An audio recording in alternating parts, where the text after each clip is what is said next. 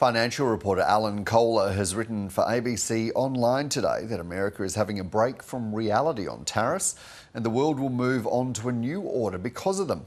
And Alan Kohler joins us now from Melbourne. Welcome to the program. You wrote today that the American age is coming to an end. What do you mean? Well, it certainly looks that way. I mean, it's not just the tariffs. It's the way that America is withdrawing itself from global alliances generally and multilateralism. It's pulled itself out of the climate change process. It's putting the alliance with Europe under a cloud. And the tariffs are really upending the whole system of free trade that America itself has been promoting for 80 years. So look, I think this is a big change in the way the world works. Well, and do we have a sense of then who steps in if in fact America is stepping out? Well, China would like to, that's for sure. I mean, China probably can't. Look, I don't really know where we're heading to in terms of how the world looks after this. And that's part of the reason the markets are all collapsing and everyone's talking about a recession, is that everything is so uncertain now. Uncertainty is toxic for markets and for business. And so no one really knows where we're heading. In a way, that's the reason that we're likely to have a recession and why we're having markets fall so much. Donald Trump said if anyone wanted to negotiate, he was willing to listen. And in fact, there have been a bevy of political leaders around the world holding on to a sense of hope that they might be able to negotiate with him. But in the piece that you've written, you've identified 3 reasons why you can't win a tariff war. The first is that it's simply impossible to argue against the mist of fabrication. Tell me where your head was at on this. Well, so the tariffs that they've proposed, the whole list of tariffs, every country's got its own tariff, and they're meant to be reciprocal against tariffs that those countries are imposing against the United States. And they've basically done it by half. So, for example, and I'll use the example of Botswana, they are saying that Trump is saying that Botswana has a tariff against imports from the United States of 74%, and therefore Botswana now has a tariff of 37% for its exports to America.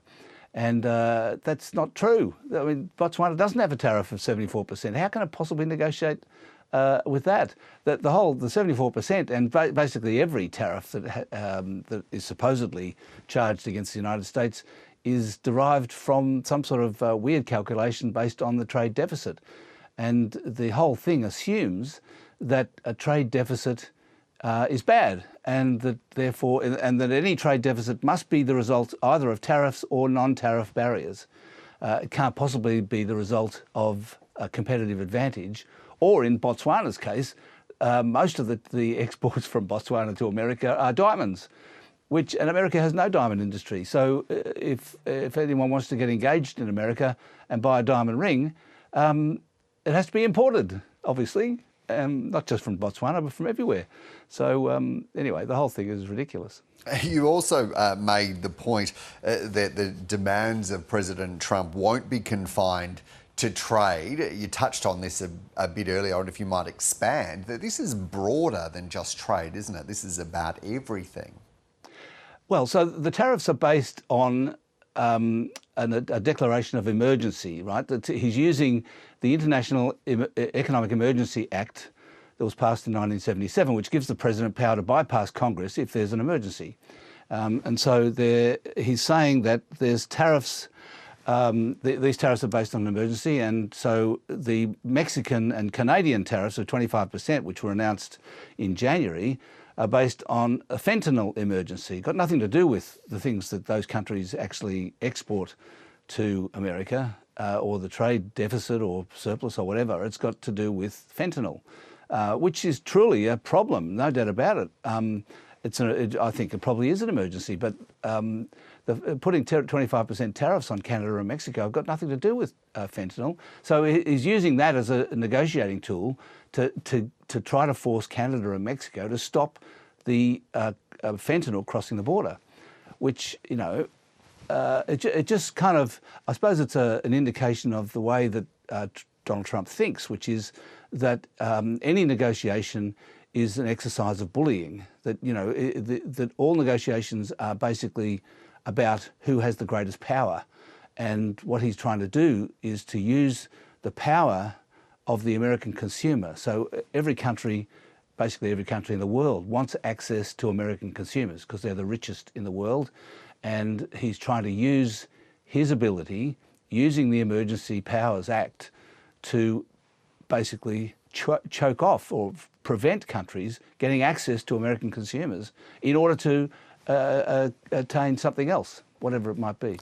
Just finally, Alan, do you get the sense that one of the factors that might be driving Donald Trump is this sense that if you make it difficult for products to come into the United States, that they will just be made in the States itself, even if there isn't a pipeline of industry or, in fact, no diamonds, to reference your point earlier?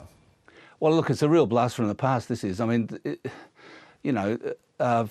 manufacturing has moved on. Manufacturing uses robots now, not people. So the idea that you can have a whole lot of jobs from by building a manufacturing industry is a fantasy.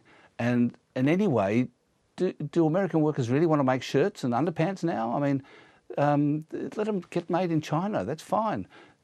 America has a big trade surplus in services, not goods. And anyway, every complex manufactured product, such as smartphones or cars, are the result of a very intricate global ecosystem of supply chains of parts and pieces moving around. Bits get made all over the place. I mean, the whole thing is based on a misunderstanding, really, of how manufacturing in the modern era actually works.